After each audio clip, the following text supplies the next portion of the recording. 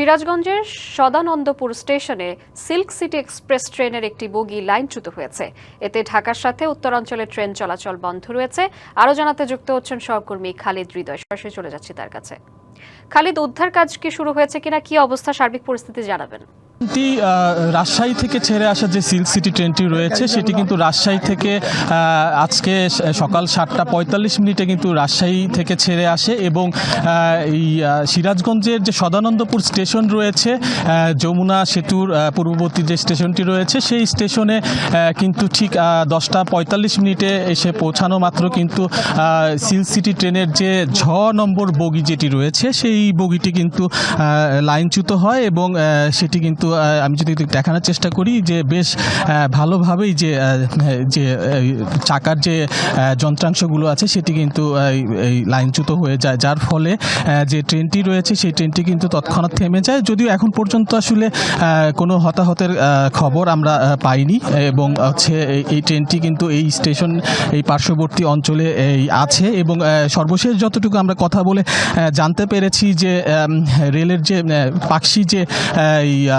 পাকশির যে রেলের অফিস আছে সেখান থেকে কিন্তু সেই জংশন থেকে কিন্তু যে রিলিফ ট্রেন যেটি রয়েছে সেই রিলিফ ট্রেনকে কিন্তু ইতিমধ্যে সেখানে খবর দেওয়া হয়েছে। বাংলা কিউআর যেখানে নগদ পেমেন্ট সেখানে সারা দেশে 10 লাখেরও বেশি মার্চেন্টে নগদে পেমেন্ট করুন খুব সহজে।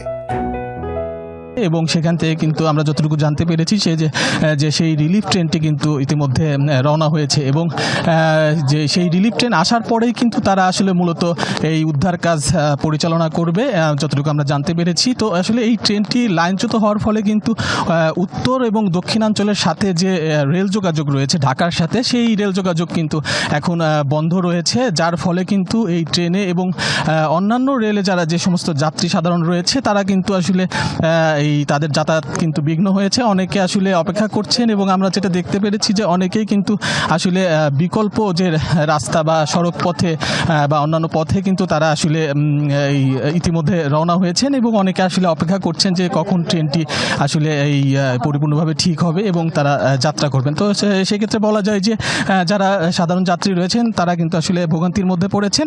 তো সর্বশেষ যেটি তথ্য যেটি রয়েছে যে রিলিফ ট্রেন যেটি রয়েছে সেটি ইতিমধ্যে রওনা হয়েছে এবং আসার পরে আসলে মূলত আমরা পরবর্তীতে জানাতে পারবো যে এই ট্রেনটি আসলে পুরোপুরি ঠিক হতে কতক্ষণ সময় লাগবে এবং এই উত্তরবঙ্গের সাথে রেল যোগাযোগ স্বাভাবিক হবে, এটি পরবর্তীতে আমরা জানাতে পারবো। তো এই ছিল এই ট্রেন লাইনচ্যুত সিরাজগঞ্জ থেকে সর্বশেষ। শ্রাবন্তী, ধন্যবাদ আপনাকে।